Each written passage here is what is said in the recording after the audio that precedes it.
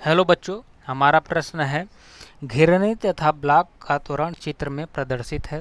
सभी घिरनियाँ तथा डोरियाँ द्रव्यमानहीन व घर्षणहीन हैं, तो ए तथा ए बी का परिमाण होगा।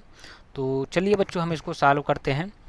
हमें क्या दिया गया है कि एक निकाय दिया गया है, उस निकाय में कुछ द्रव्यमान है और पुली है, और हमें जो है बताना है कि ए द्रव्यमान और बी द्रव्यमान का त्वरण क्या होगा। तो चलिए बच्चों, हम इसको सॉल्व करते हैं। बच्चों, इसको सॉल्व करने से पहले एक हम जो है बहुत ही इम्पोर्टेंट जो है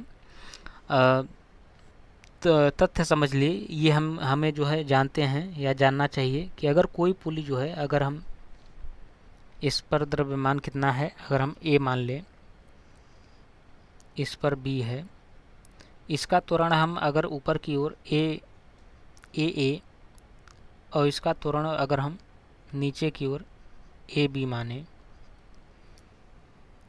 और ये हमें बताया गया कि ये पुली जो है ए पी ऊपर की ओर जा रही है, ए पी ऊपर की ओर जा रही है।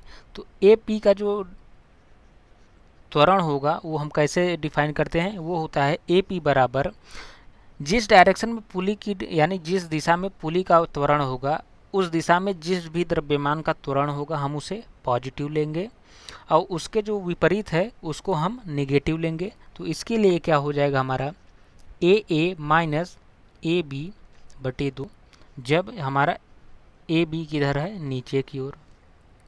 यहाँ पर बच्चों हम साइन भी लेते हैं।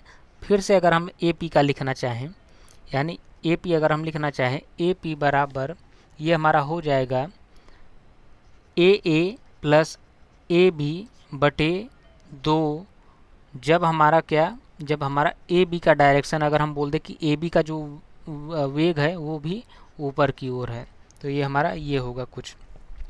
तो चलिए इसकी मदद से हम अब इसको सॉल्व करते हैं। तो यहाँ से देखें, ये पुली हमारा 3 मीटर पर सेकेंड स्क्वायर से यानी ऊपर जा रहा है। अगर हम इस पुली का जो है त्वरण जो है हम नहीं जानते, तो हम इसको ए पी बोल दें, तो हम जो है लिख सकते हैं कि इस पुली, यानी ये पुली जो है 3 मीटर से ऊपर जा रही, तो ये कितना हो जाएगा 3 बराबर। अब इसके लिए इस पुली का हमें त्वरण कितना दिया है 1, तो ये भी ऊपर की ओर जा रहा है, ये 1 हो गया।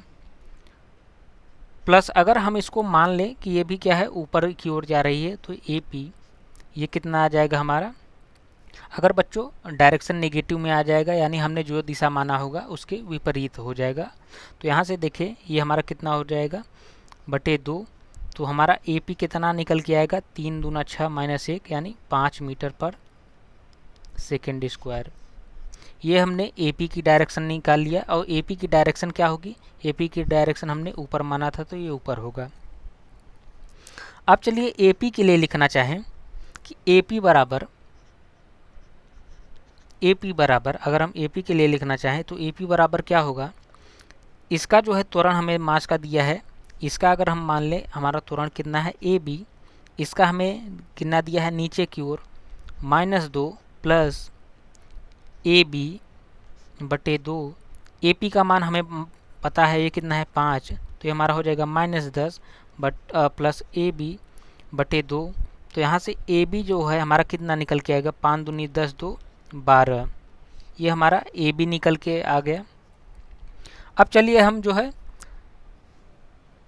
द्रव्यमान ए के लिए हम जो है त्वरण, यानी इसका द्रव्यमान हम त्वरण माने ए, तो यहाँ इसके लिए लिखना चाहें तो जो है यहाँ पर इसका त्वरण कितना दिया है, यानी इस पुली का त्वरण ए है, ऊपर की डायरेक्शन में यानी ये भी है, तो ये त्वरण यानी पॉजिटिव दिशा में लेंगे।